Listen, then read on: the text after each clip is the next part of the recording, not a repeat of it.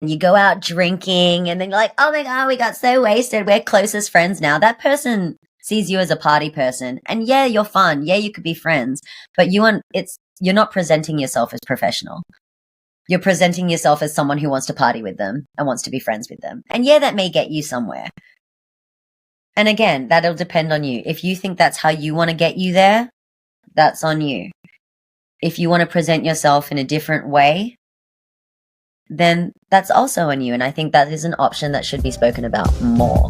The dancer died twice, and tonight we're gonna chalk them out. It's the podcast that talks about what dancers shouldn't talk about. Connecting all dancers from aspiring to retire. We had those conversations, yeah, we're here to light the fire. The dancer dies twice, Welcome everyone to The Dancer Dies Twice. It's the Movement.org podcast where we get to connect with professional dancers and speak about our stories and experiences from both on the stage, but most importantly, what happens behind the curtains in our everyday lives.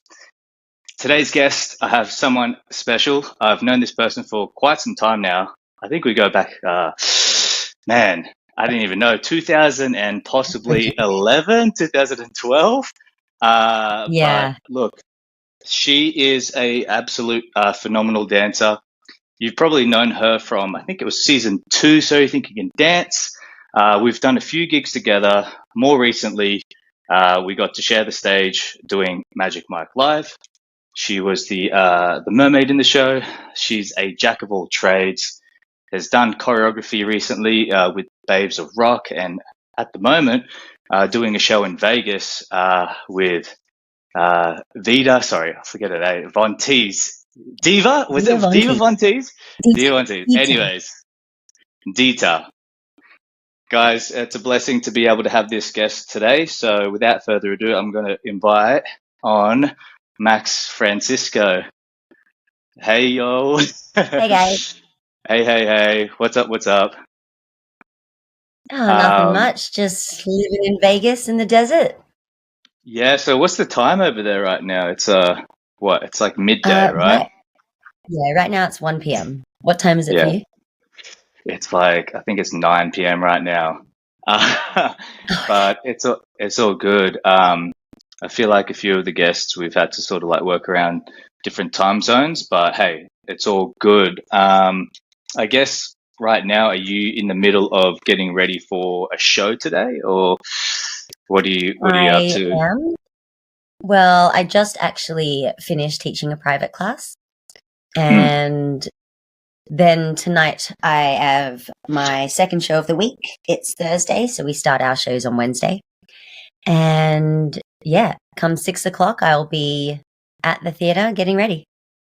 Awesome. Cool. Well, the first part of the segment of the show is just kind of getting to know your backstory a little bit, right? I guess I find this part interesting just to, I guess, learn more about how you came to be as like a performer, and I think just learning a little bit more about, I guess a bit of like really your story. I know we've hung out quite a bit, but it's so interesting. I've had so many friends come on board, and every time they tell me their story, I'm like, geez, it's like it's always refreshing, and it's new to be able to learn about them in that light, because I think we just assume we're working, we're on the same job, we hang out, and it's like, but hang on, wait, we don't really know what has happened before. So do you mind just kind of sharing with us a little bit, however much you feel like, about just your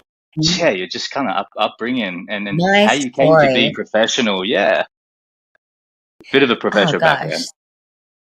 So starting from back to basics, I was just a local studio girl, just, doing the dance concerts and all that stuff. I actually didn't start training, I think, and really pursuing dance as a career until after high school. So for me, dance was an after school activity that I just happened to really enjoy.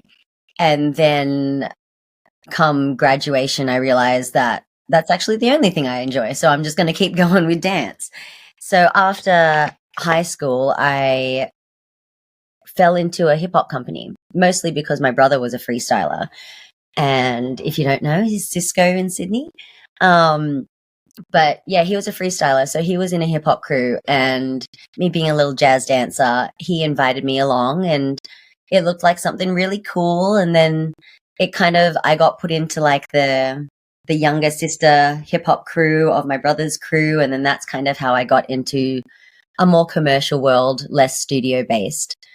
And then that got me into meeting a lot of people that are already in the industry. And that's how I got my first, I guess you could say, go-go gig. And that's where I kind of honed in my freestyling a little bit. I learned how to freestyle. I personally don't enjoy it when I'm put on the spot, but I do love to freestyle when I think no one is paying attention. But yeah, like I really do enjoy freestyling. It's just something that I myself battle with. And you know what? That's something that I think is really important as well, because it didn't occur to me till I was in the professional world that freestyling is important in this industry, especially when it comes to auditions. Most auditions that I have been to will give, all right, we're just going to play the music, so freestyle at the end, show us what you got. And that's something that was never taught into me in the studio world, because it was just choreography, choreography, choreography. So whilst I'm telling my journey, that's probably a point I'd like to put out there. Dabble into freestyling if you haven't already, because it will benefit you.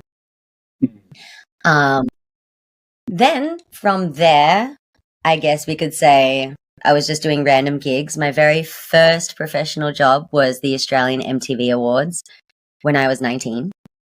That was a pretty amazing experience to be on a televised stage. And then after that, I feel like I kind of got into the hip hop world a little bit. And then So You Think You Can Dance came to Australia. So by the time I was 23, like you said, I was in season 2. Top 20, I was a feisty little thing and got cut first week. So there's another learning experience if anyone wants to learn from others' experiences. I wouldn't necessarily call them mistakes all the time, because they're a mistake to some people and it's not a mistake to others. But I think if it sits with your morals and aligns right with you, then it's something that you can learn from. So with me, So You Think You Can Dance put me in a very interesting place. I was proud of myself for where I'd gotten to, especially with the top 20 that I'd gotten to the finals with. I was probably the least trained dancer, technically trained dancer, I guess you could say. But I was very into hip hop and street style training by that point. Yeah, I got a little lost after I got cut. I was confused as whether or not I was a good dancer, whether or not this is still what I wanted to do. Because it's TV, there are a lot of haters, and it was something I wasn't expecting to have to emotionally deal with at 23 years old. You know, I thought a lot of people who were strangers would either be understanding or really not have that much of an opinion. And they did. They have very loud opinions when they're strangers. And I ended up shutting down my Facebook for quite a while because there was a lot of bombardment. And eventually I found the strength to be like, you know what, these people don't know me. They don't know the training I've been through. They don't know the experience that was So You Think. And so I decided that I wanted to train somewhere fresh, somewhere where people didn't know me. And that was the first time I decided to go to America. And I got my 90 days, my full 90 days worth in LA. I did, gosh, Debbie Reynolds. I wish that this upcoming generation still had Debbie Reynolds. It was an amazing, amazing studio with so much history and so many amazing teachers who still do teach around studios here, but Debbie's was a vibe. But yeah, I did probably about in my 90 days that I was here in LA, on average, I think I did about 5 classes a day, 6 days a week. And that was my find myself as a dancer again. Yeah. And in all honesty, I do wonder how I would have done if I had done that training, then auditioned for So You Think, because I do Right. believe that I felt my progression when I came to America. Mostly because they had a lot of teachers and they have a lot of styles that we didn't have back then. And, you know, with social media now, styles and teachers are now spread over the world. You know, you can do online teaching, you can do all this stuff. So it's a lot more accessible. And I think that's great. But I also think people are becoming picky about what they want to learn. When I was training at Debbie's, we'd pick a teacher, go to class, have no idea what song they're teaching to, have no idea, you know, other than the genre that they've said, what kind of dance they're teaching. And you go and you learn.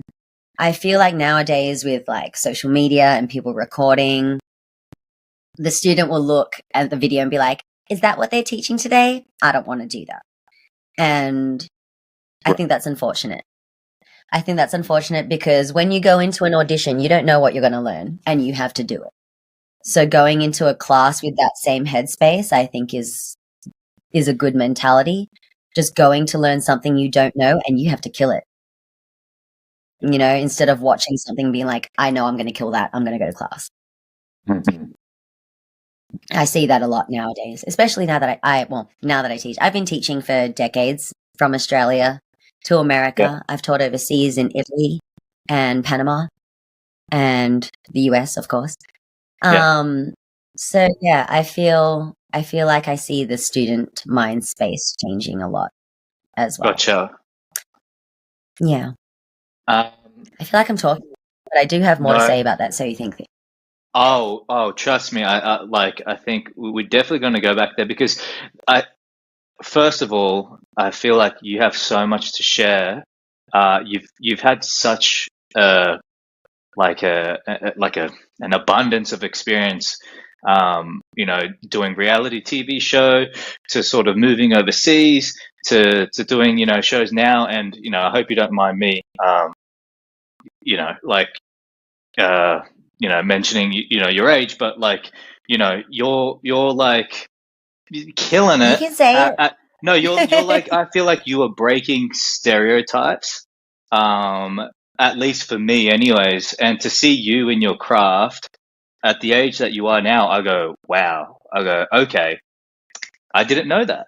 And so I would love to get into sort of more like, you know, your later years and your recent, I guess more so current. But if we go back to, I guess, you know, how you got, I guess, into the industry, was it So You Think that kind of put you on the map for professional work, or were you working professionally beforehand, before So You Think? I was working professionally before So You Think, in the sense of I'd done the Australian MTV Awards.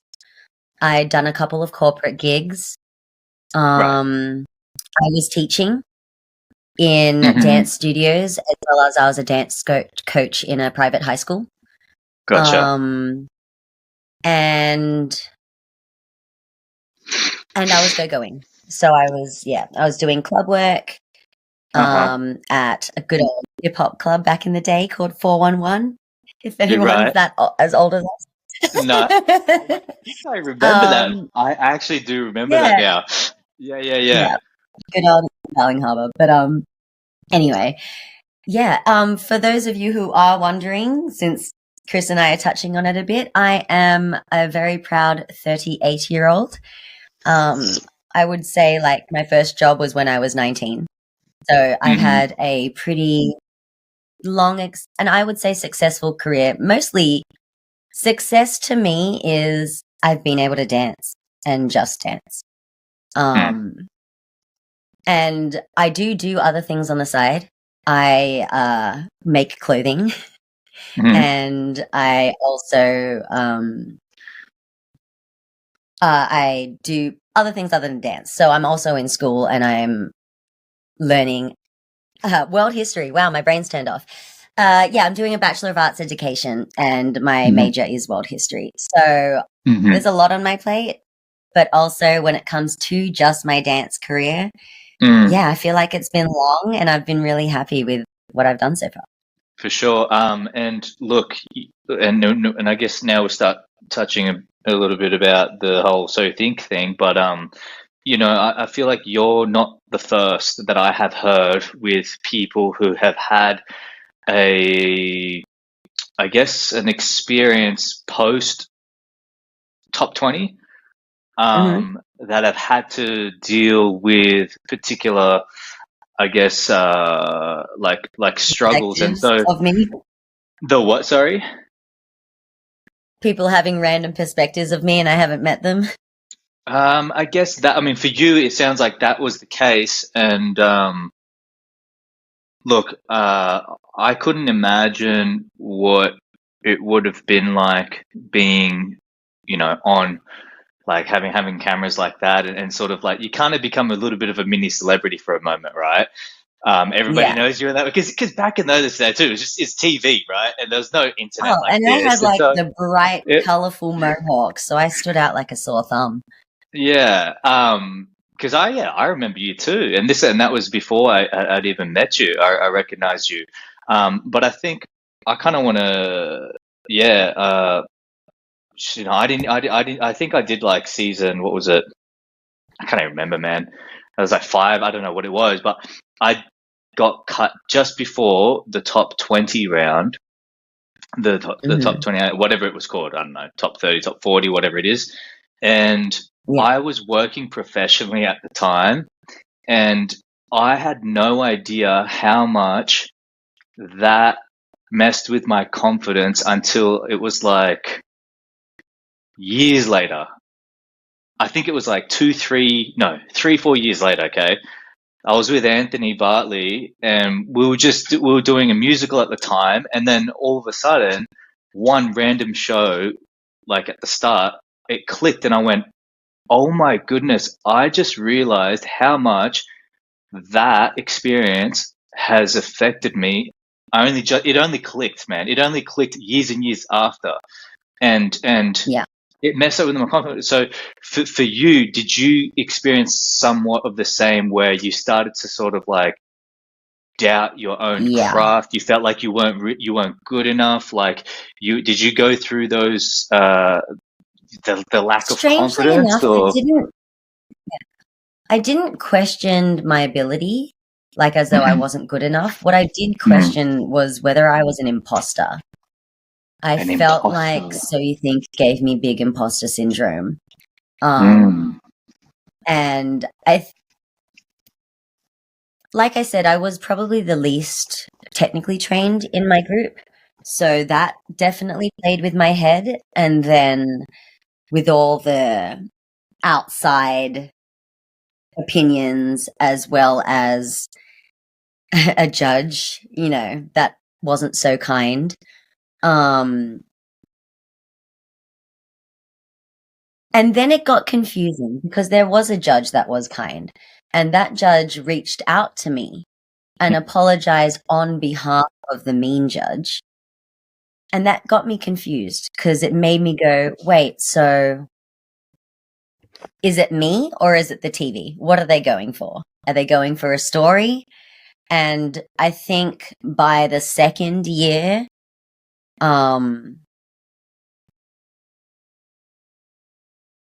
yeah, by the year after I had already been let go, I think that's when I realized that I couldn't let other opinions determine whether or not I was worthy or I was a real dancer to be on that show. I did get a lot of yeah. So that's again the same reason why I went, you know what, pack up, go to America, train somewhere where no one knows you, find myself, find where I'm happy with my own dancing again. And that's what I did.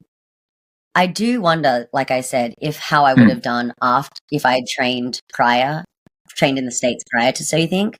Yeah. But then I also don't think I would be the dancer I am today if I didn't get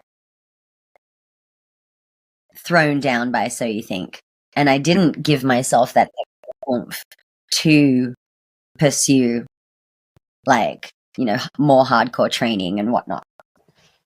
And I never did full-time. I know a lot of my professional friends have done full-time, and a part of me wishes that I did, purely for that technical side of training. But a part of me is really proud that I haven't, because I don't think it is the make or break of your career whether or not you've gone to full-time. Wow, that's really inspiring to hear that you kind of did it in your own way. And you look, like I said, I couldn't imagine what it would have been like, to have to deal with like opinions like that, people sort of like really, I guess, limiting you, you know what I mean?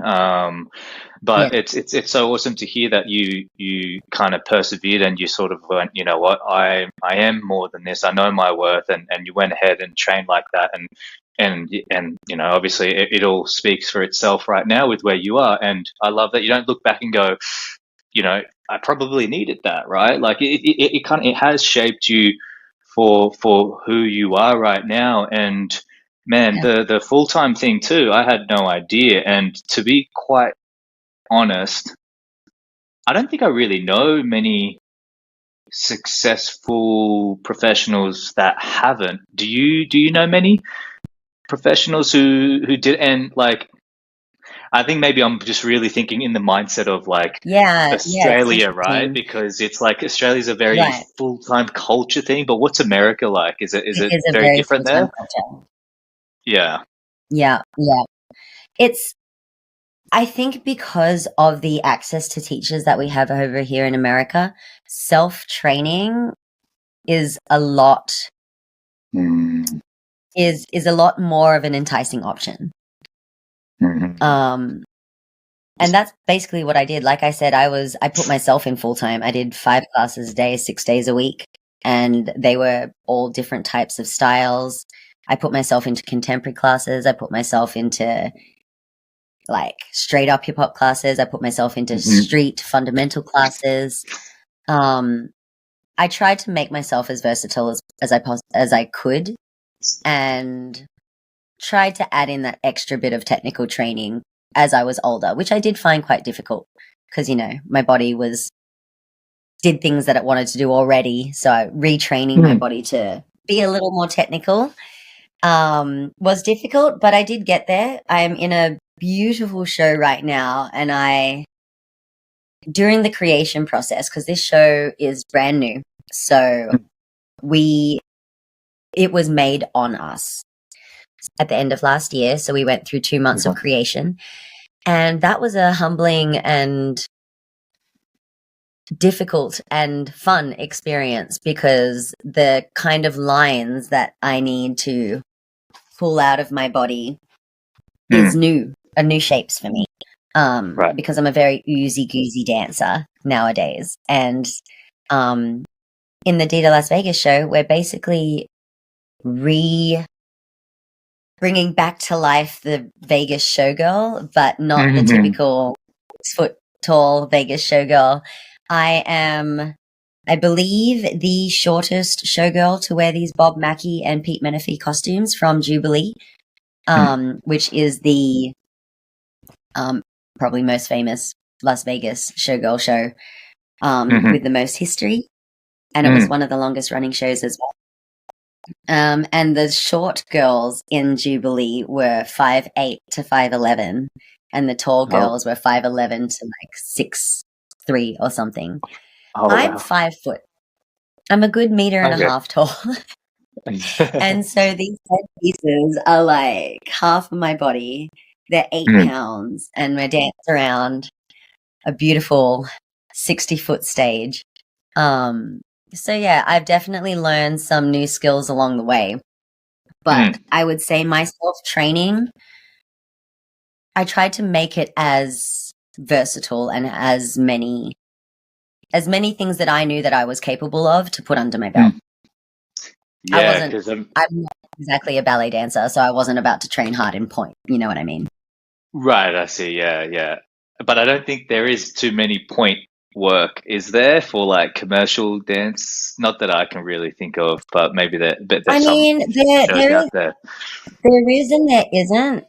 I feel like, of course, ballet is a very niche genre, Mm. but for example, in Dita, we have 1, 2, 3, 4 girls that do point in the show, and 1 male Oh that wow. does point.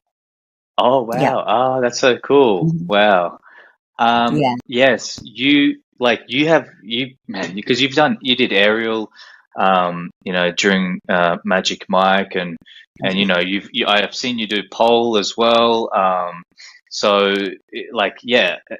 how important do you think it is to be able to have these other elements, these skill sets, in Mhm. order to have like a long successful career? Career. Yeah. Um, I feel like I don't know. Part of me thinks that's kind of like a heated question, only because of the generation. I do not have any crazy tricks, flips, anything like that under my belt, Mm. and I've been able to have a successful career. I did find Well, things that were unique to me that were had wow factor moments. For example, if you did mm, see Magic Mike, I did the hair whip, the water hair whip, and just doing that in random auditions. I've booked commercials being the hair whip girl. You can see me in random music videos because they wanted someone to whip their hair. mm, So I didn't have crazy flips and tricks, but I did have my hair whip and a little waist belly dance combo that I put together. And that was my mm, selling point whenever I did an audition. In my freestyle, I would do those 2 things and that would make me stand out. mm. But like So, yeah, but like with adding on aerial and pole, yeah. for me, I think it is a very, very good idea to have a second skill. Mm, I got into my second skills, one, because of work. Work was like, hey, you want to learn aerial? I was like, sure. And 2, something that I don't think was really taught into our generation as well was the importance of working out as well as dancing. So when I was younger, I used to be like, dance class is my workout. That's all I need to do to stay fit. right. And the older I got, the more I realized that I needed strength in areas that weren't covered just by dance.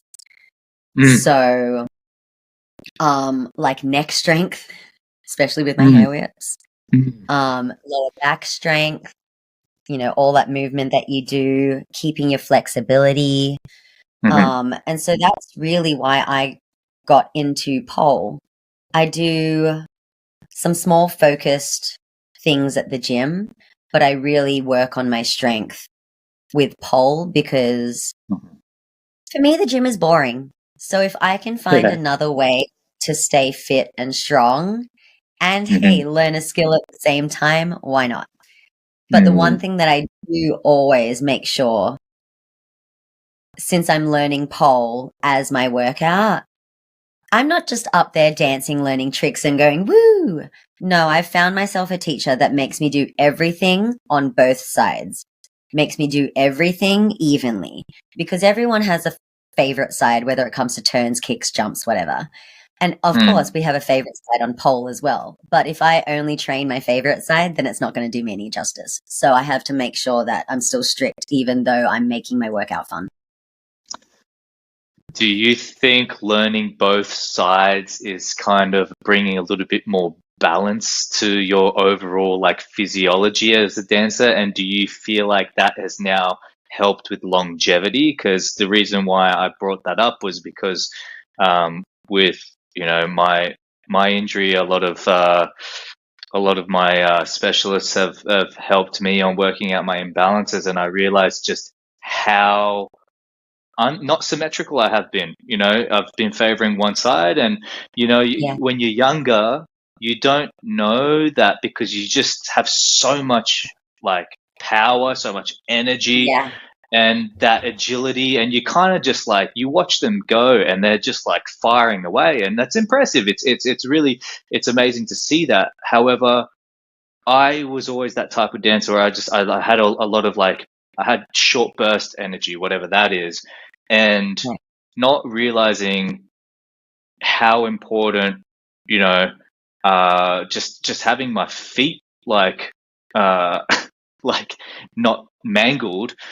I didn't Yeah. know that, but like if I could go back, I would have like worked on a little bit more of like my imbalances. But now that I am aware, it's like, okay, shoot, I really gotta, if I want to keep dancing, I gotta fix these things up. So did you notice that with yourself when you were like learning the opposite side, or was it just purely more so just having to retrain your brain in order to be able to work on your less favored side, so to speak? Or did you actually find a bit of imbalances in your body?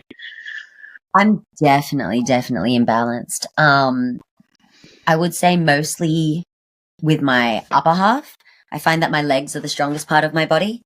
Mm. And when I started doing pole, I realized that I needed to go to the gym to make sure that I was doing things evenly. And then that's when I realized that my left side is significantly weaker than my right side, which Mhm. wasn't surprising because I'm mostly right-handed. Mhm. However, the amount of unbalance was quite surprising. Mm. For example, um, it made me learn to do whatever exercise I was doing on my left side first because my right side could go double as long. And yeah, even if it was just, some of these good old ones with some hand weights, Mhm. my left would get tired after 10 and my right could go for 30. So that's where I'm definitely trying to rebalance and work more so on strengthening my left side to catch up with my right. But Mm. again, I still work out my right, just not overly, so then I don't stay imbalanced. I'm really trying to catch my left up to my right. But I did figure that out when I did pole. Right. Okay. Did you do you remember the moment when like your body didn't jump back and respond as well as what it used to be when you were like, 20 or so? I remember just walking into a gig. I didn't have to warm up or warm down. I literally go like this. I go, like I was like ready to go. All Like, right, you let's know get what on it stage. is? Like Gosh, it's inevitable, obviously. But it how is. did you respond to that?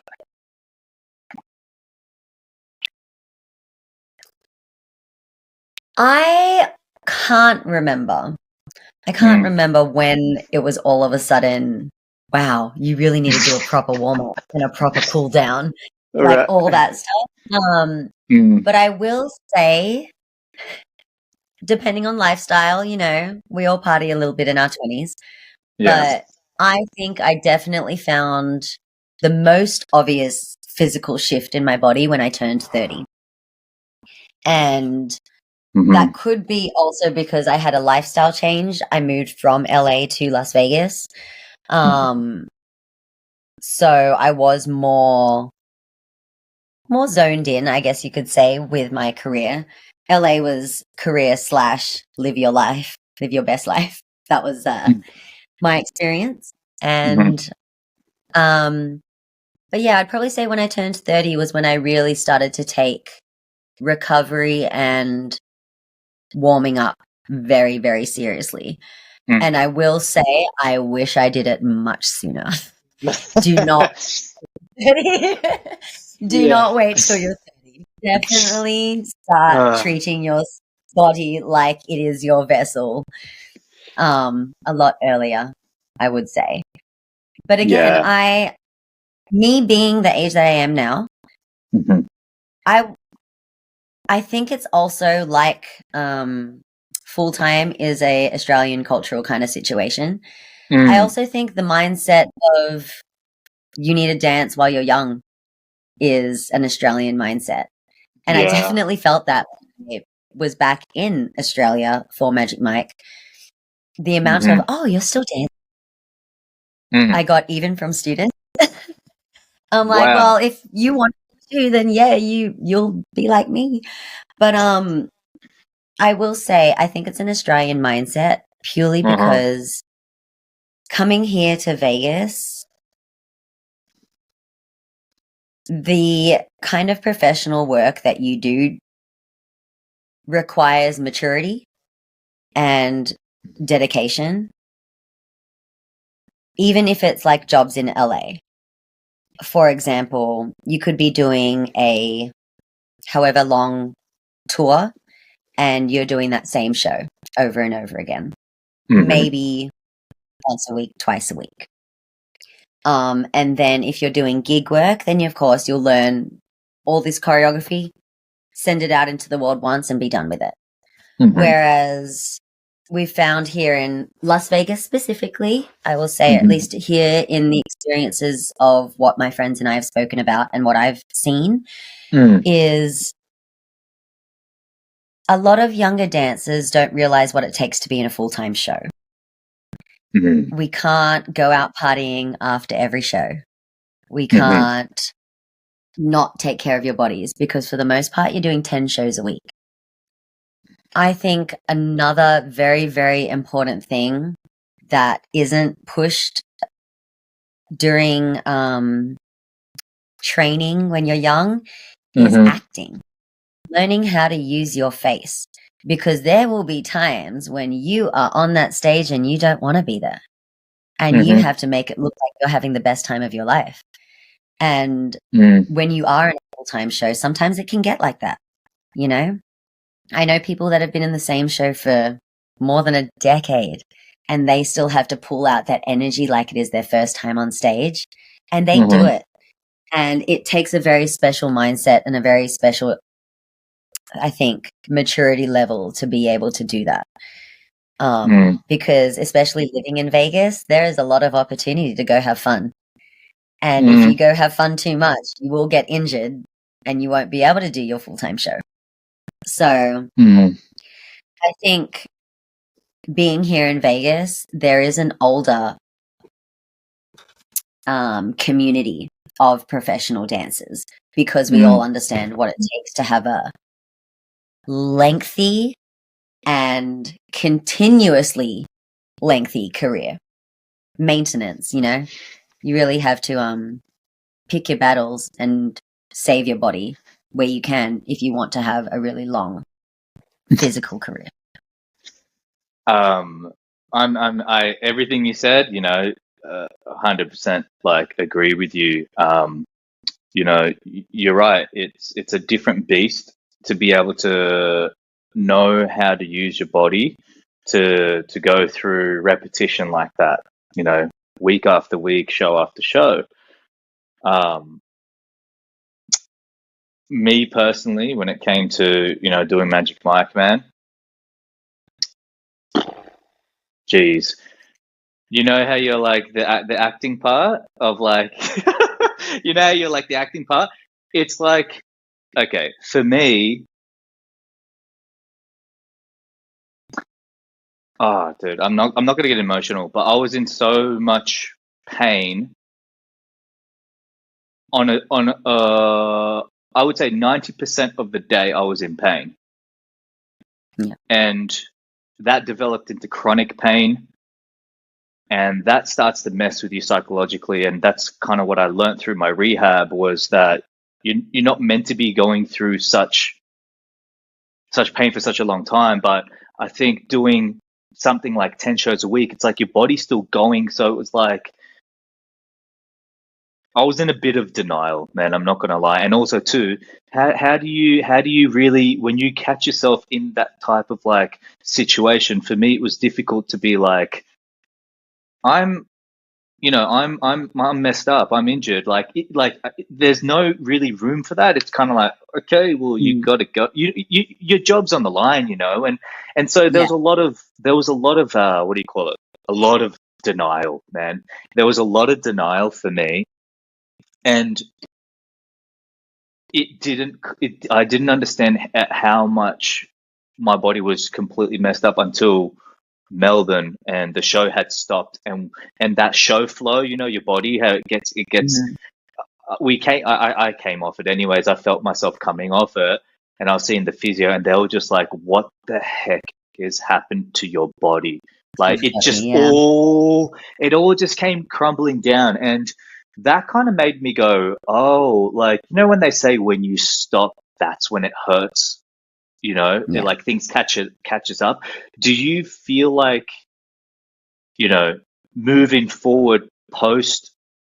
I don't know what that might look for you, but like when you maybe might not be working at this intensity, do you ever feel as if though things may catch up to you, or do you feel like you've now figured all those other things out with your body, as you've gotten older, in order to be able to prevent those things from happening? Because I'm telling you, man, you see those dancers, right? Who can't walk, who can't. I'm like, I don't want to be like that, and I've been putting so much work into it. However, I want to get back into it, and I'm worried. There's a part of me that goes, if I start moving and I start going again, I know that it's you don't feel it as much, but it kind of accumulates. And anyway, so I'm going on around in circles. Do you ever think? Yeah. Do you ever think it could catch up, possibly, all of this once, or if you stop? I very much think that all the time, especially in the sense of, especially in the sense. So Dita, I'm very, very fortunate to only do 4 shows a week. Whereas my boyfriend Nathan is in the Beatles Love Show, and he does 10 shows a week. Wow. I know, 10 shows. He seeing the amount of physical exertion that he has to do for 10 shows, and knowing that I don't have that. I have less than half than he does, and I'm still in pain after my 4th show. So pretty much speaking Las Vegas World, speaking full-time shows, we actually finish at 11, so closer to midnight, and our adrenaline is still running. It's really hard to wind down and go straight to sleep. So what Nate and I have realized is we just go to the gym straight after shows. Really? And we'll use that. Yeah, we've been going to gym at like midnight, and Wow. I'm not saying that everyone has to do this even if you don't have a 24 hour. But what I mean by this is I was a morning person, and I still am a morning person, but I've had to learn how to shift around things to work for my body, because I have a lot of things that I need to do during the day, whether it's my schoolwork, whether it's making clothes, whether it's choreographing for class, or it might just be resting, or taking a dance class. I find that I don't, and especially in a city where a lot of people are dependent on their physical looks. It's Las Vegas, so everyone is very, very how your body looks here. Yeah. And there's a lot of people at the gym, and sometimes I don't feel quite comfortable doing what I want to do at the gym when there's a lot of people. For example, after I do a really good workout, I want to do a really good stretch, but I am more flexible than the average person. So at the gym, if I want to stretch the way I want to stretch, without doubt, I feel like people are watching. And for my own personal comfort, I like going to the gym with Nate at nighttime. There's hardly anyone there. I can stretch. There's all machines that we can use all over the place. You know what I mean? It's it's a lot easier to handle, especially, and it gets us tired, and then we actually go to sleep. Because if we don't go to the gym, I don't go to bed till like 4 a.m. Yeah, And true. if I go Is to the it? gym, I'm out. Yeah, if I go to the gym, I'm out by like 1:30. Gotcha. Is Yeah. it more so to do with men watching you at the gym? Is that what it is, or it's just it just in general people watching? I think it's just in general, being Right. more flexible than the average person. Even I see girls, or even I saw a male doing a real good split, and I was like, "Zang!" It was a good Right. split. But I think as a smaller female, even if they are completely innocent, just pass-bys, not even paying attention, I just safety wise, you never know. And America's you never know. Right. I see. Yeah. It's a different place over there. I think I want to quickly just maybe get a bit of insight into Vegas for people who are potentially looking to move over to overseas, or they just want to get more ideas about shows, because I think that's what's really important for younger generations, is to have something to look up to or be inspired by, or just to know a little bit more about what it's like. And for me, one thing that has stood out already from you talking about Vegas is these 4-day show weeks. I know you said that like you're still really buggered, but I'm like, I'm like in a perfect world. I'm like, oh man, like that sounds like ideal, like I feel like it's it's a number that I feel like I wouldn't get too burnt out, and I don't feel like, I feel like I'm it's very, kind of like a good I'm balance very for me fortunate. personally, but Well, I'm very, very fortunate to only have the 4-show week. It gives me the opportunity to pursue other things. Like I am able to train pole, right, I'm able to make clothes, I'm able to have the time to study and to choreograph and to teach. I think that if I was doing the 10 shows a week like Nate, yeah, pretty much he has time to maybe get in some outside training at like the Flips gym. And then other than that, he does a couple of dance coaching duties, like setting up the roster and show run and all that stuff for the dancers. But other than that, he doesn't have time to do much else. And like I said, longevity wise, yes, I've only got 4 shows, so that's great on my body. So to keep up with that, I do exercise outside of that. So, for sure. And that's how like I kind of balance out with pole. But I will say those 8-pound headpieces, the 4 days that we do it, I'm like, cool, feels great. And then the 3 days that we're not doing it, that's when I like you said, the after effect, like it's real. Nate and I bought an inversion tables purely because I feel so depressed after shows. I just hang upside down and hopefully it stretches me back out again. But I think the whole recovery situation, cooling down, warming up, important. So I know you mentioned Nate does 10 shows. You said you do 4. I remember the dancers back when they were doing Britney Spears. I think there was only like 4 shows a week as well. Are they mostly 4 shows in Vegas, or is it like, no, are they more towards doing more? my show is definitely one of the rare, least amount of shows. I will say, can I even think of another show that doesn't do 5 days a week?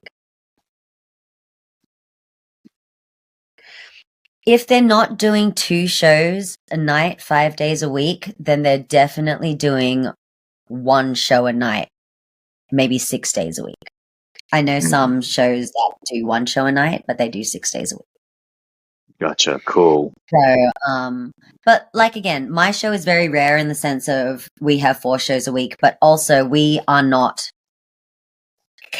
like we have random little dark weeks. And that is purely because we have a superstar in our show, Dita Von Teese, and she is an entrepreneur of all trades. She has her own alcohol line. She has her own lingerie line. She has her own makeup. She has her own, like, all these things. So we can't do the show without her. So when she has other commitments, then of course we get the weekend off shows. And that being said, those weekends off shows, I am still working. I work go-going, and we do routines and stuff at another corporate gig of mine. So I'm definitely not taking the weeks off when my shows are dark. Yeah. It sounds like you're keeping busy. You're doing other things. To, I guess, Something that's really inspirational for me here, especially, is I was the oldest in the Magic Mike cast, other than one of our hosts, and then two of our hosts. Dancer wise, I was the oldest in the cast. And then when I did another show in the Gold Coast, I was again the oldest in the cast.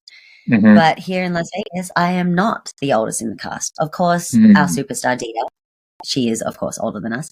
But dancer wise, I would say the 1, 2, 3, 4th, 5th youngest, or 5th oldest.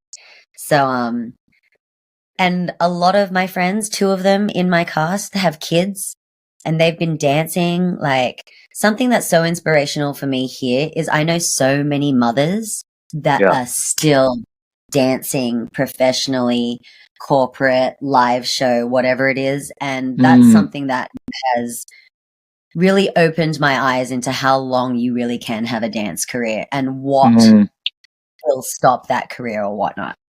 Because wow. 2 of the girls, 2 of the women, I should say, which women, 2 of the women in our cast, they have kids, and they be killing it. And they don't only do Dita; they go from Dita to another job, from another job to Dita. Like, it's a really good hustle here in Vegas. That is cool, man. I love that you feel like that you've like found this sort of like this groove. You know, at this I guess season of your career. It's I guess. I hope it you know what, if I was a dancer back coming up when I was 17, 18 or whatever, and I got to be able to hear the longevity of, you know, what you can do and all these other avenues, man, it definitely would have shifted my trajectory, you know, for a different path of for my career. So thank you for like bringing insight into that. And speaking of insight, I will say, like, don't get me wrong. I think full-time and technical and all that hardcore training is amazing and will absolutely make you a better dancer. But I think one of the things that I want to take off from my experience, especially, is that you can make it without those things too. And something that I personally have had to accept, as well as take full control of and be empowered by it, is the fact that I'm an alternative girl. You know what I mean?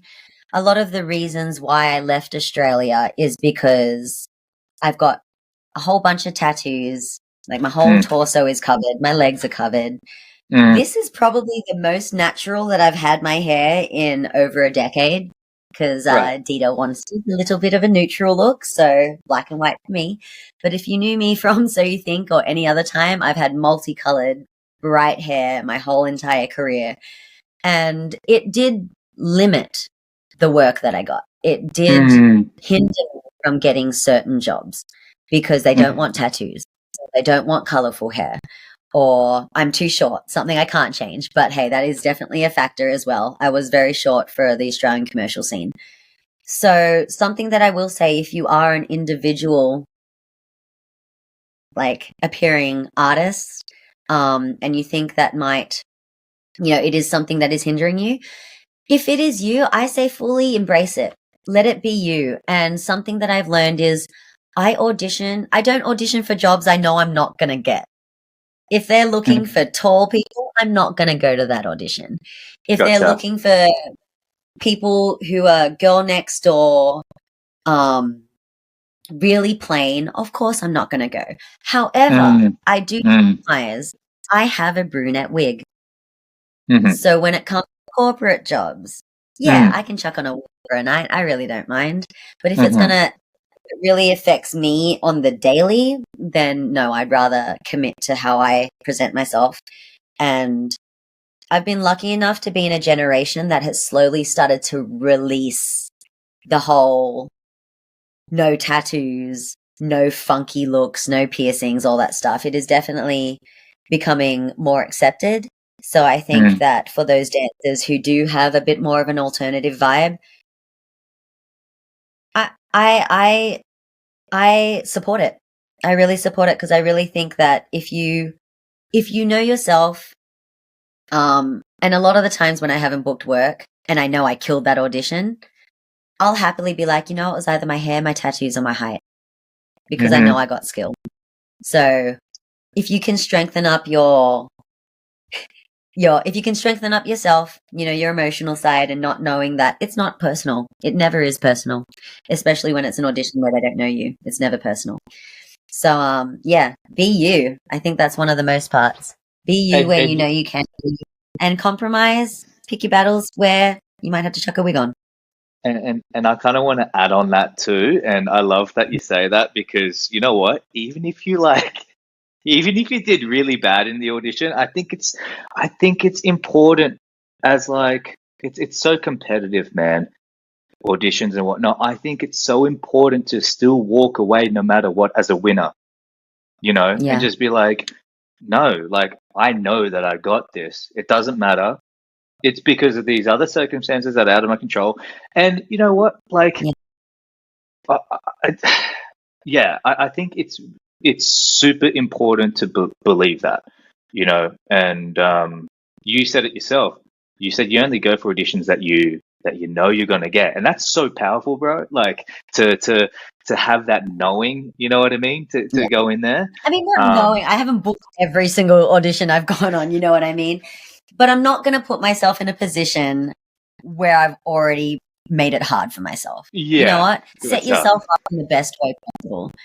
I would purposefully submit myself for extra looking Latino or alternative or punk rock, you know what I mean? Where you fit and try and take advantage of that. I'm going to say something that has only just clicked to me recently, and I feel so silly. I actually feel really silly. And this has actually played upon my confidence. I've actually become very insecure about this, over the years of being in the Australian market. And that has to do with commercials or being on camera or, you know what I mean, going to these types of castings, right? And I've always been I just want to, I always want to experience and sort of tick every sort of thing and just try it out and just have that experience and see how I feel about it. You know what I mean? And it was always something that I never really got, and for so long I was like, what's wrong with me? Why do they not want me? I never got it. I never got that, people get those commercials and they get residuals and, it was kind of it was a part of a conversation or an experience I just wanted to to have. And I'm 30, I'm turning 35 this year. And I just recently had a conversation with an agent here in London. And funny enough, man, because he was sort of chatting with me going so what kind of work, blah, blah, blah, blah, blah. And, he's like, you've got this particular look. I think you'll kind of, fit in this sort of thing. And, you could do possibly well here. And I just had this open sort of dialogue with him. And I was like, I just want to let you know, when it comes to this stuff, I've never actually booked any commercials. And I was a bit I was like, I don't want to let you down sort of thing. And then he said something to me. He was like, well, he's like, actually, have you ever thought, because the Australian market isn't really geared towards ethnic people of color, you know what I mean? When it comes to, I mean, look at The Bachelor, for example. Have we had an ethnic bachelor, and how many bachelors have there been? I'm sitting here, and it hasn't clicked. It didn't click, right? Why would it be different when it comes to that? And so when he said that, I was like, because he was like, maybe it's because you don't look Asian enough, and maybe it's because you don't look white enough either. You know what I mean? And I'm like, I actually never thought of it like that. And I wish someone said that to me a long time ago, because I really started to go, what the heck is wrong with me, man? Yeah. And I was like, am I like, am I ugly? Am I not good enough? Like, you know, do I do weird things in front of the camera? Like, it became so self-conscious. So, I'm trying to get back to what we were saying here, but like, yeah, it's like understanding what the market is and the demand is, I think, is super important. And it's a conversation that needs to be had with, doesn't matter where you are, whether you're in America, whether you're in Australia, you know, you could be a person of like, you know, it could be a plus size dancer or something like that. And know that there is more work happening in other parts of the world outside of this. And it's all about supply and demand. And you could probably, you know, relate to that, right? Being in Australia, did you feel that those things? And did you know about that though? Did you know about that? I didn't necessarily. It didn't necessarily click to know about that in the way that you're saying. I think subconsciously I kind of knew that I had to go somewhere else. Right. Because it got to the point in my professional corporate going, teaching, whatever, it got to the point where I noticed that the jobs that I was booking was purely because my friends knew I was capable. But if I was doing auditions that was held by someone outside of the dance world already, then I was already too short. I was already too funky. I was already covered in tattoos. And I think, keep knocking that thing over. I think in the sense of like know what's out there. I think that's really important because, like I said, I came over here because there's more versatility. And I came over here submitting for jobs where I knew that my look already fit. So then it came up to my skill by that point. And in Australia, especially, like you were saying with The Bachelor, but even in the dance industry, you know, there was one audition I went to in the Gold Coast and there was 200 people. Out of those 200 people, there were like 20 guys. Out of the 180 girls, there was 3 Asians and 1 black woman. So just that ratio says a lot. And it's not necessarily anyone's fault. It could be that there's not necessarily a lot of people of color in that city. You know what I mean? Right. But I think there's not enough, or at least in the sense of there's not enough opportunity for colored people in general. So that's one of the reasons why I made Babes of Rock. It wasn't so much so I could, actually, I don't know what the reason for it. The reason for it was because I wanted to put something out there that was different. I wanted to have funky looking people, curvy looking people, short people, tattooed people, you know, and I think that's something that organically happened with my Babes of Rock show in the Gold Coast. I found some amazing dancers through social media and through word of mouth recommendations. And, you know, they all said yes. And then we all met and it turns out we all happened to be pretty short. And that was a pure coincidence. I hired people purely by their skill and by what I saw online. And I didn't want to judge them on their height or their body shape or anything like that. It was just the presence that they gave.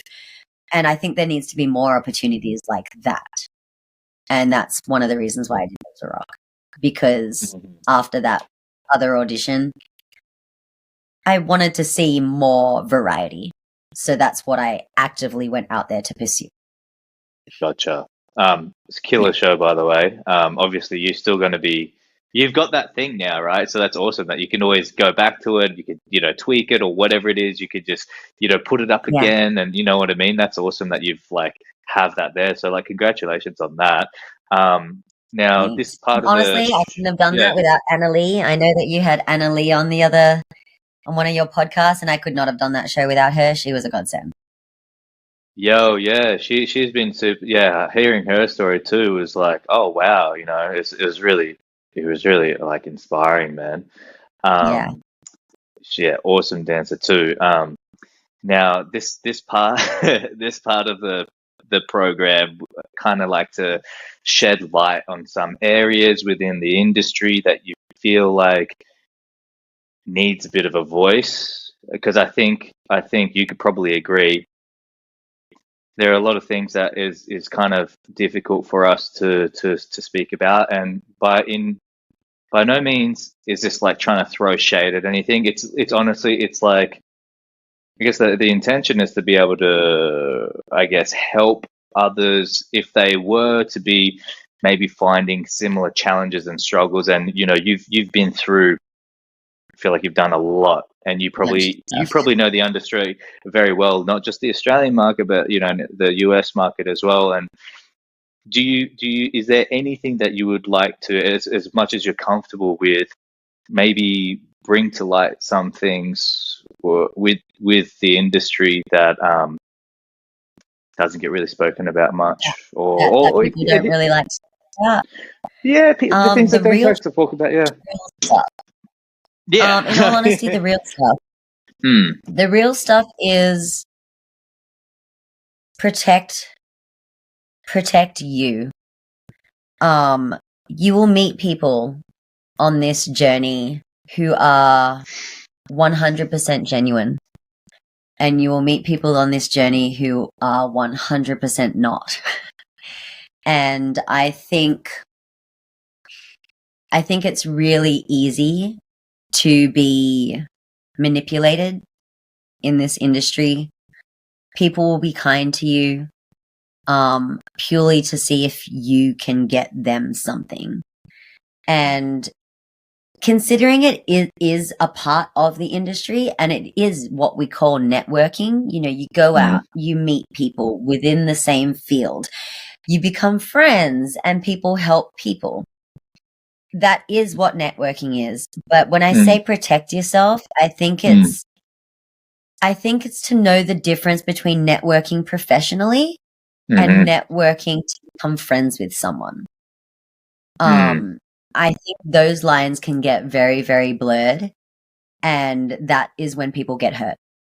If you can keep it at a professional level, you'll save yourself, because people will see you as professional. If you try to become friends and you go out drinking and then you're like, oh my God, we got so wasted, we're close as friends now, that person sees you as a party person. And yeah, you're fun. Yeah, you could be friends, but you're not presenting yourself as professional.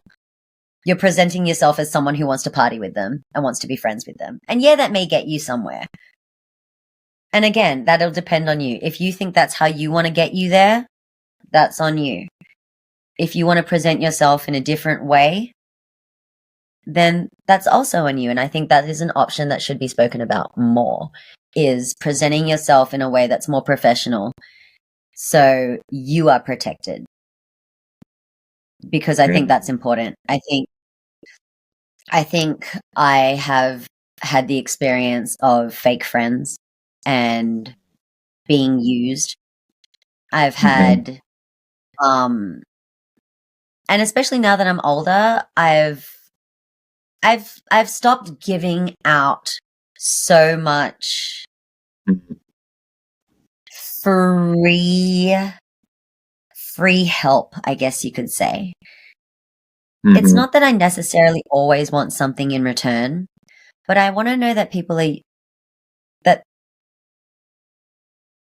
that you're not just being used, because that's what, again, will make your self-worth feel not that great. If you help someone get a job and then they forget about you, it doesn't make you feel good. And it doesn't mean that I always need something back from something that I'm giving, but I'm just protecting myself and who it is I want to share that with. I think it's important, but I will say it's hard. It's really hard to tell who's fake and who's real. It's really, really difficult. And I think that's why, as I've gotten older, I'm still myself. I will still happily make friends, but I'm not going to fall into the trap of, oh my gosh, we're best friends all of a sudden. Not until I see how they reciprocate me. in a way that I understand them more. Oh, I very much know what you mean. I personally can relate to everything that you've just said. I feel a little bit naive. I was a party networker at one point, don't get me wrong, but I've learned what that makes perspectives like. So if you don't want to have that perspective, that's why I'm saying it. I mean, a party networker, I don't know if I ever party networked. I know I've partied in the past. I'm just talking about me personally. I think there's two things that I want to talk about with that. And you're right. It's hard to tell who are your friends, who are your real friends, where the professional line is. Because I think I feel like for me, that was always been tricky because that line has been blurred and it's really hard to understand. But I think when you don't mean anything to anyone anymore, that's when I think that's when it's easy. Or when you're needing someone to be there, then it's like, oh, okay. Like for instance, when I was injured and I couldn't dance anymore, I was like, wow. I was like, this is business, bro, to the core. Because I had no value now to these people, and I went, I thought this was a bit more than just just business. And I think my whole philosophy of like networking has always been, these are the people that I could potentially be working with for a long time and knowing for a long time. And I've always sort of got given the time and energy to get to know people. That's just me, and that's not something that like everybody needs to do. Yeah. I think everybody has different ways of networking, but you're right. Like there are people that I thought we were closer than that, and even more. I'm taking it even a whole nother layer. Like, yeah, like, yeah. There have been many people that I thought were my like much closer friends, man, and I was like, wow. It wasn't like that for me, but hey, at least I know now. It hurt a lot, and look, me personally, I kind of want to just like sort of share a little bit about me, but I don't have family, your typical family, and my work became my life, and I replaced my work with getting over like particular like things that happened in my life. I think people tend to respond to a certain way. For me, I became kind of like a workaholic a little bit, and for me, and this is a really difficult thing that I have always I guess become a little bit not paranoid but a bit self-conscious about as I kind of got older, was like, do people find me authentic or not authentic? And I think, I'm kind of just opening up a little bit here, but my whole thing was like, I needed, unfortunately, I know this kind of sounds a bit sad, but those people that weren't like close to me, that were just work colleagues, have always been that little step closer to me, have been closer to home for me because I don't have family. Does that make sense? So your work associations became like your friend family. Bro, like it became my support network, unfortunately. And that's not, and then as I've gotten older, I'm like, that's not a healthy way to be about, but I had no option. I didn't have an option. So I've kind of felt like sometimes maybe people have possibly maybe gotten the wrong idea about me, and it's this weird space because like, I feel like, especially during a show, you need, I feel like it's important to have sort of like friends, work friends, to be able to support each other emotionally and things like that. But yeah, you're so right, man. Like it's to understand that line of professionalism, but I think isn't that what this all is? This whole industry. It's a bit like, where is the line? I don't know. Yeah. Sometimes, no, I swear to God, sometimes like I feel like, you know how you're talking about acting before, and you're like, it's kind of important about acting, or you know, I was having these conversations with other people as well about like being able to switch on character, play different characters, different things. I swear to God, man, sometimes I've like gotten lost in, I guess, this version of myself that I've known as a dancer, and my relationships with the people that have like I've identified with, like, you know, with the people around me, and I've gotten a little bit lost in it, and I feel like I'm a little bit ranting right now. But how did you be able to figure out that line for you professionally? I figured out that line by getting burned, unfortunately. Right. There, professional wise, of course, we're not going to name names or anything, but I'll try and say my experience as vaguely as possible. I was told how valuable I was to the company. I was asked to report back. I was asked to keep people in line, to keep people humble. Again, with the acting, I didn't particularly like dancing with my dance partner. And I did report this back. However, I wish I had reported it in a way that was less friendly. I thought that I was being reached out to. It was like, hey, can you just let me know if this is going on? Hey, just let me. So then that's what I did. Whereas I realized I should have gone through company management, been like, hey, this is what's happening.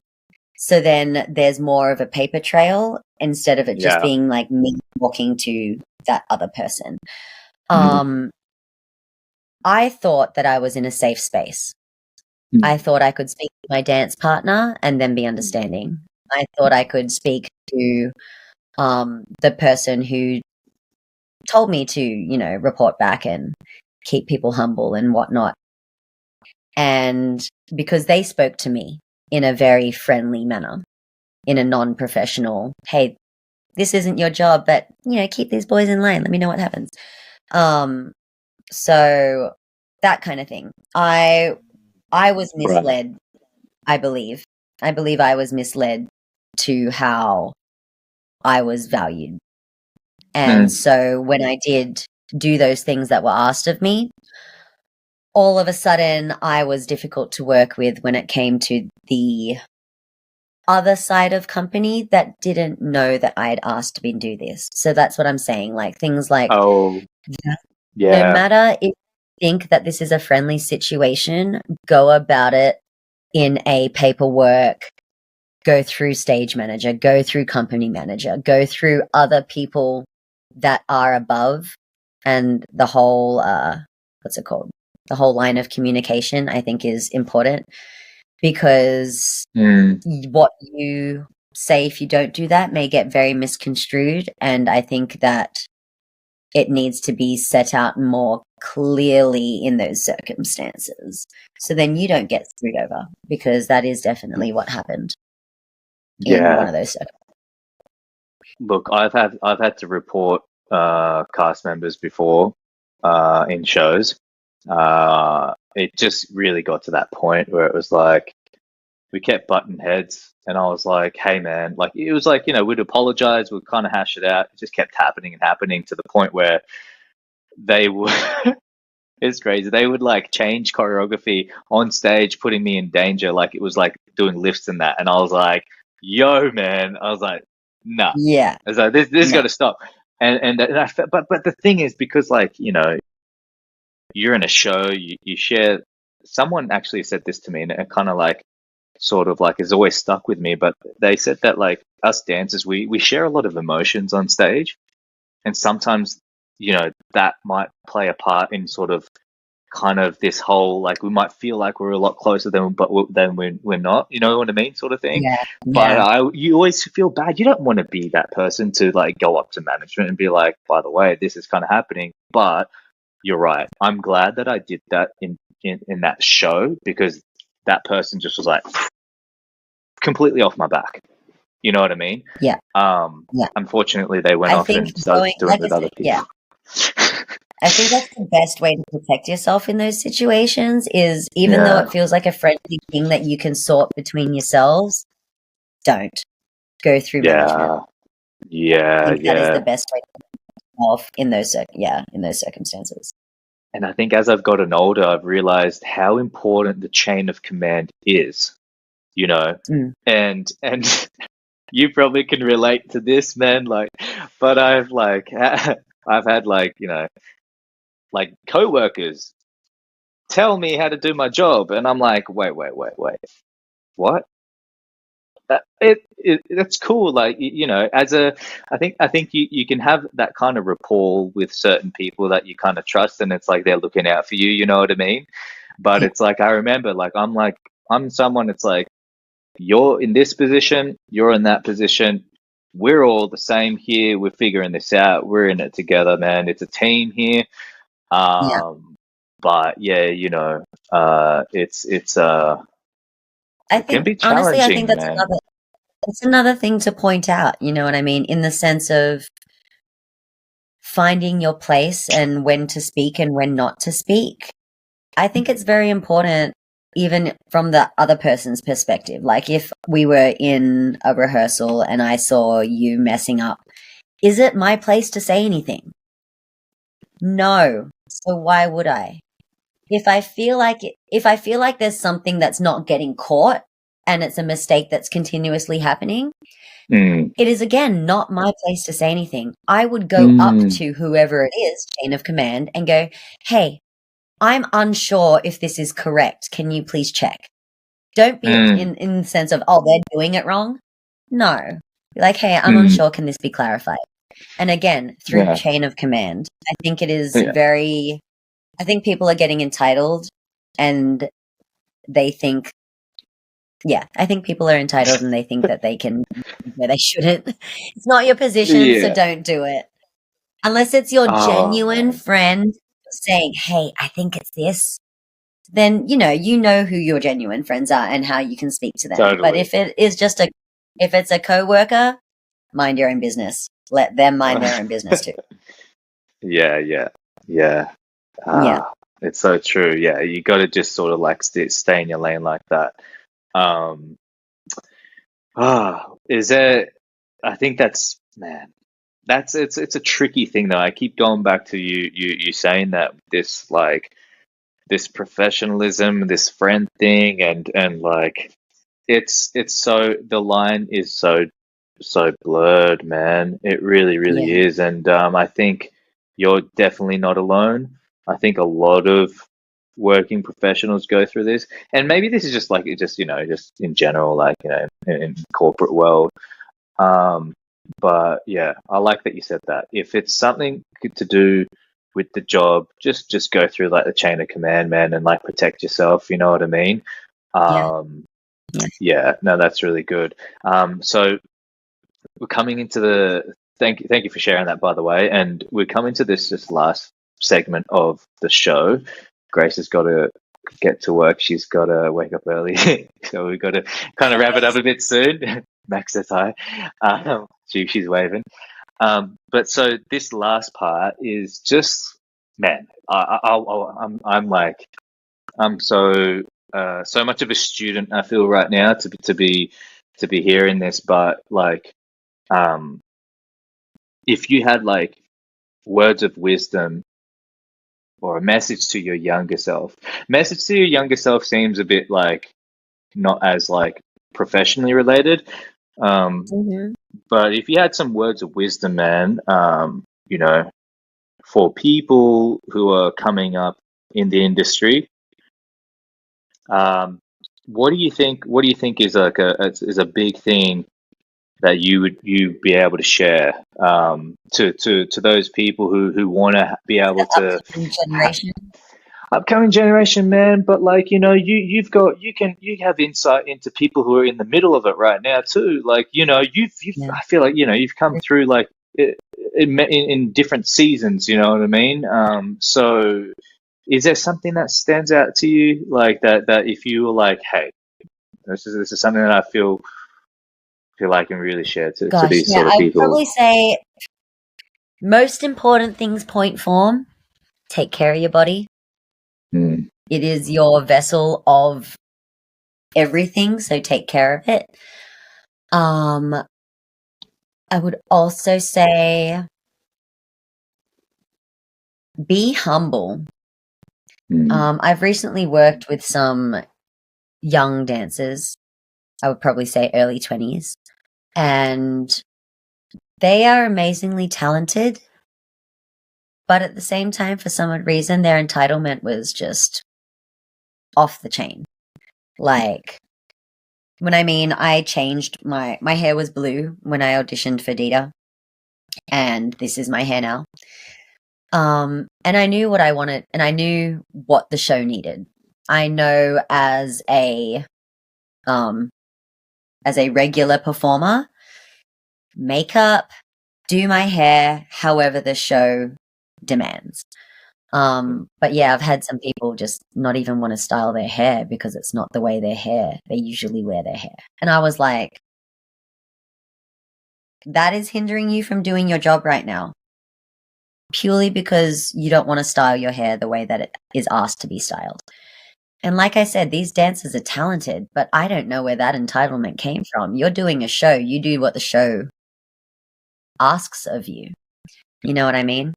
I feel like there's a definite difference between going to an audition, presenting yourself as you are, you getting hired for the audition, you getting hired for the job, and then if they ask, hey, can you do this? Hey, we don't like this. Then you can have a discussion with them. You know what I mean? It's like, if you want to change my whole hair color, what does that take to do that?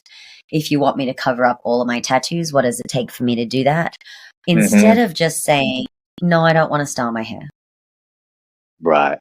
And I mean, it's just really interesting to me because a show is presented as such, and you are dressed up, you're given costume, you wear the costume, right?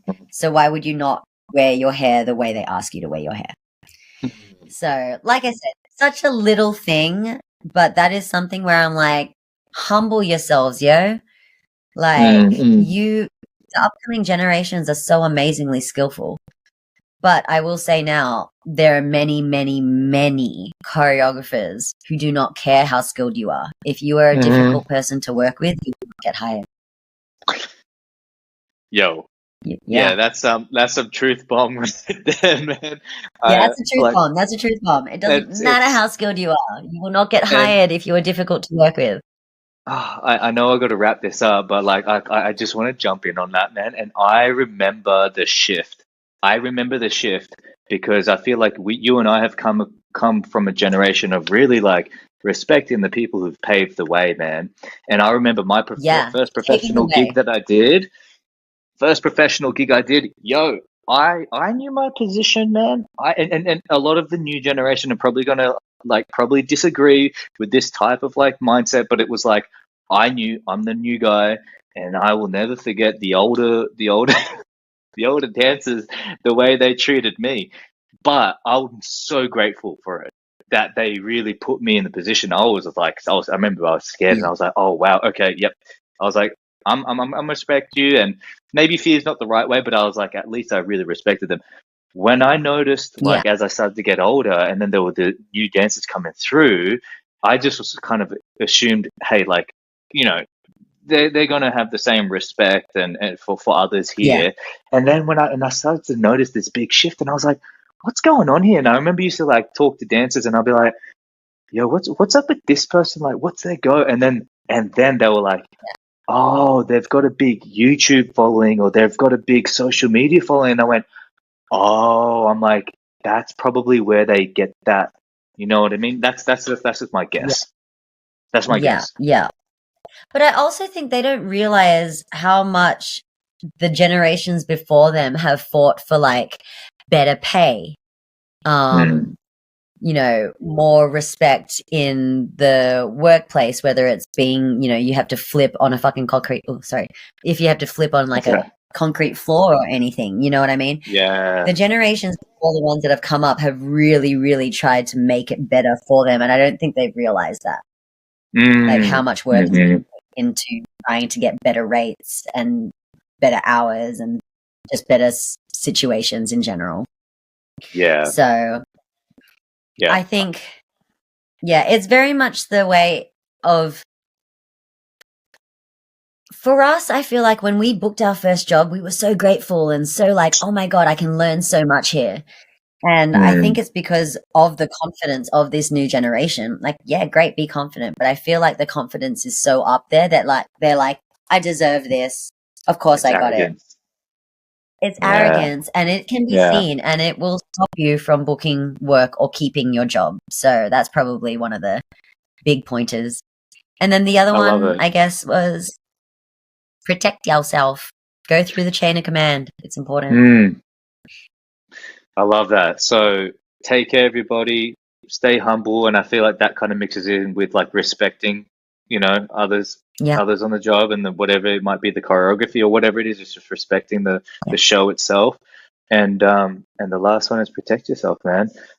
Hey, yo, thank you so much for like sharing all of that. And just for coming on board, you know. It's been welcome. Awesome. Just to be able to share this space and chat like this. So, yeah, thank you. You're welcome. We've missed you. Yeah. Look. If we were in Vegas, man, we'd love to come watch a show. Like, you know. But who knows? Fingers crossed. How long are you doing this show for at the moment? My contract was we signed 1-year contracts, so till the end of this year. We're just waiting to get more dates. And hopefully this show lasts for a long time. It is a beautiful, beautiful show. It very much brings back the history and the beauty of classic showgirls and classic Las Vegas. Because, you know, Las Vegas is becoming more modern, and something that is so beautiful about it is the history of it. So to be able to wear these original Jubilee Bob Mackie costumes is an absolute honor, considering how alternative I am and how little I am. Yeah, it's amazing. So if anyone is in Vegas, come watch Dita Las Vegas. What's the name of the show, so we can just do a little plug? Dita Las Vegas. Dita Las Vegas, guys. You got to check it out if you're in Vegas. All right. Hey, thank you so much, Maxi. I'm going to hang up now, and I'll see you on the other side. All right. Okay. All right. Bye-bye. Thanks, guys. Bye.